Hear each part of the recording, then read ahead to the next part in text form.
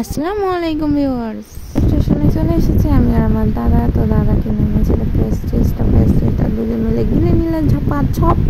তারপরে এই সিঁড়িটা করে ওই পারে গিয়ে এই সিঁড়িটা চড়তে অনেকেই ভয় পায়, জানি আমি। তো সেইটা দিয়ে ওই পারে গিয়ে দেখা হলো চোদ্দ গোষ্ঠীর সাথে যাওয়া আছে গ্রামে। বিড়াই যাচ্ছে বলে ভেবো না যে বিড়াই পাইকে যাচ্ছে। তো একটা রিলেটিভসদের বাড়ি যাচ্ছি, তিনি খুবই অসুস্থ, তার জন্যে তো ট্রেন আমাদের চলে এসেছে। ট্রেনে করে চলে গেলাম বিরার উদ্দেশ্যে। তারপরে ট্রেন থেকে নেমে একটু ফুটি আর মিষ্টি নিয়ে নিলাম। তারপরে ফুটি আর মিষ্টি নিয়ে হাঁটা মারলাম ঝিমার বাড়ির উদ্দেশ্যে।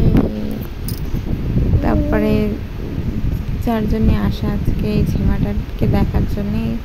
ঝিমাটা খুবই অসুস্থ, তার জন্যে ঝিমাটার প্রায় 90 বছর বয়স হবে। তো খেতে দিল ফুটি আর মিষ্টি। আর মিষ্টি নিয়ে দাদা বলছিল এক গালেই নাকি পড়ে দেবে। তো এক গালে পড়ে নিল, বাস তো নাড়তেই পারছে না গাল। তারপরে ঘুরতে বেরোলাম।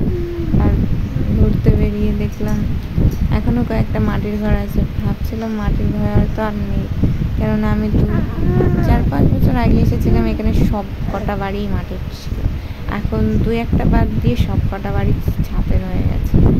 তো এটা আর একটা নানিমার বাড়ি ছিল না। তো রাস্তার ধারেই কত বাড়ির রাস্তার ধারেই কাঁঠাল গাছ, লেবু গাছ, কত এই কাঁঠালটা তো আমার হাতের নাগালে চলে আসে। আবার বিকেল হতে না হতে এখানে শব্দ। আমাদের ওখানে তো এইসব কিচিরমিচির শব্দ শোনাই যায় না বলতে গেলে চলে। তো 14 গোষ্ঠীর সাথে চলে আসলাম বাড়িতে। ভালো হাফেজ।